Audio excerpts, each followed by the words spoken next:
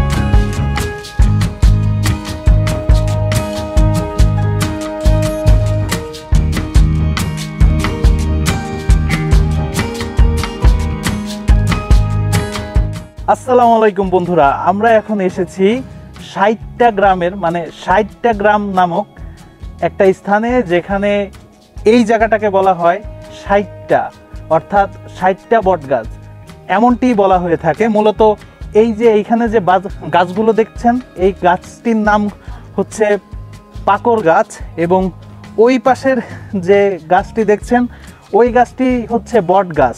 মূলত এই দুইটি গাছ মিলেই কিন্তু এখানে ডালপালা শাখা প্রশাখা হয়েছে। বন্ধুরা দেখতেই পাচ্ছেন কত সুন্দর একটা পরিবেশ। যতই রোদ থাকুক না কেন এই জায়গাটা সবসময় ছায়া থাকে।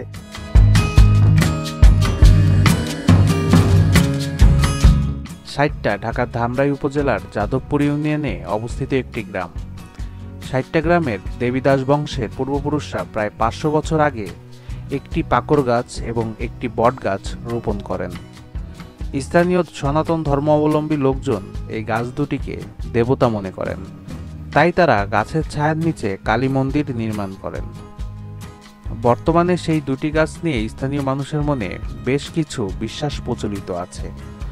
প্রচলিত ধারণা অনুযায়ী পাকর গাছকে পুরুষ এবং বট গাছকে নারী বিবেচনা করে সনাতন ধর্ম অনুসারে গাছ দুটির বিয়ে দেওয়া হয়। অনেকের মতে কেউ গাছের কোনো ডাল কাটলে সে অসুস্থ হয়ে পড়ে। পুজো দেওয়া ছাড়া আর সেই অসুস্থতা থেকে আরোগ্য লাভ করা যায় না, তাই স্থানীয়দের কেউ গাছের ডাল কাটে না।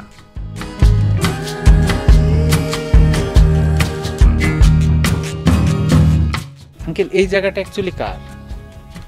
এই জায়গাটা হলো এখন আমরা বলতে পারি না, আমাদের যেহেতু এর সাইড দিয়ে দিছি আমরা। আপনারা ছেড়ে দিয়েছেন? হ্যাঁ। কেন ছেড়েছেন? ছেড়েছি আমার ময়মুরবীর এটা বুইনত হয়ে গেছে এবং বিয়ের সাথে পরিয়ে দিয়ে গেছে, কাজেতে এটা আমার কাটা নিষেধ। কারণ আমার দাদুর বাপে মারা গেছে এইটার ডেল কেটে ডাল কেটে মারা গেছে। তারপরে থেকে আমরা এটাই এই যে কালকে শনিবারে যে পূজা, তারপর ওই এটার কাছে আমরা এই মা মুক্তি চামু ভাঙ্গা মন্নজন দিয়ে। মূলত ডাল কাটলে কেন মারা যায়, এটার কারণ কি? এইটাই যে আমার দাদার বাপা যে কাটছিল, তা ওই এটার কাটার পরই সাথে সাথে রক্ত পড়ছিল। এই গাছ দিয়ে রক্ত পড়ার সাথে সাথেই তার একটা সাইড মানে জ্বর আসলো, নাকি জানি এক সাইড গেল গা। জ্বর হয়তো 15-16 দিন পরে মারা গেছিল কাটার সাথে সাথেই। তারপরে যে কিছুদিন আগে এই যে প্রস্রাব করছিল এই যে গাছের গোড়ায়, কই দেখি গাছ বললে কি হয়, এখন তো জীবিত আছে সে, তার সংসারটা ধ্বংস। আচ্ছা। হ্যাঁ, পুরুষলিঙ্গটাই পড়ে গেছে আর সে ঘরে পড়া। এখন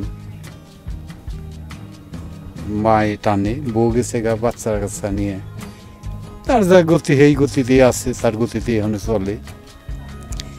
এখন ময় মুরব্বীরা বইনত হয়ে গেছে আমাদের, এখন এটা আমাকে কিছু করণীয় নাই।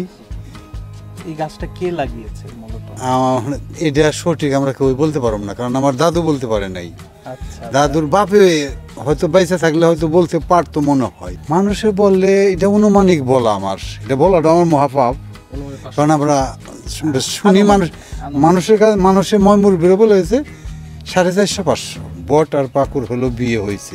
এই বিয়েটা দিছে কে আর হইছে বা কিভাবে, একটু ঘটনাটা বলবেন? এটা বিয়ে হয়েছে হলো আমাকে হিন্দু শাস্ত্রে যেরকম বিয়ে, ওইভাবেই ভাই বাজনা দিয়ে স্বর্ণ দিয়ে এই বিয়ে হয়েছে। খালি মুখে মুখে শুনি 7.5 ভরি স্বর্ণ দিয়ে এটা বিয়ে হয়েছে। এবং খরচ হয়েছে, এটা মাছ মাংস দিয়ে খরচ হয় না, নিরামিষ মানে ডাল প্রসাদ দিয়ে খরচ করছে।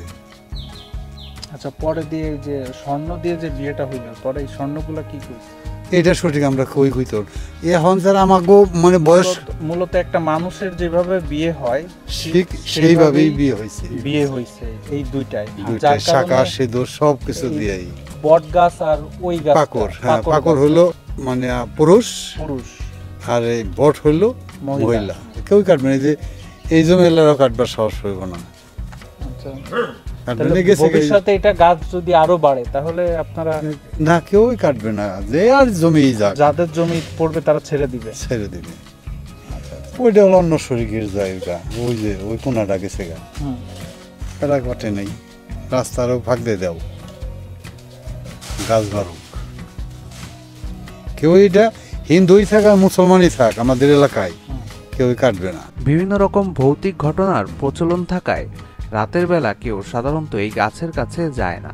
এমনকি গাছের নিচে দিয়ে যাওয়া রাস্তা প্রশস্ত করার প্রয়োজন হলে স্থানীয় চেয়ারম্যান রাস্তাটিকে ঘুরিয়ে নিয়ে যান, যাতে গাছের কোনো ডাল কাটতে না হয়। এইসব কারণে সহজেই গাছগুলোর ডালপালা ও মূল প্রায় 5 বিঘা জমি জুড়ে বিস্তৃত লাভ করেছে। প্রতি বছর পহেলা বৈশাখ উপলক্ষে 60টা বটগাছের নিচে বিভিন্ন অনুষ্ঠানের আয়োজন করা হয়।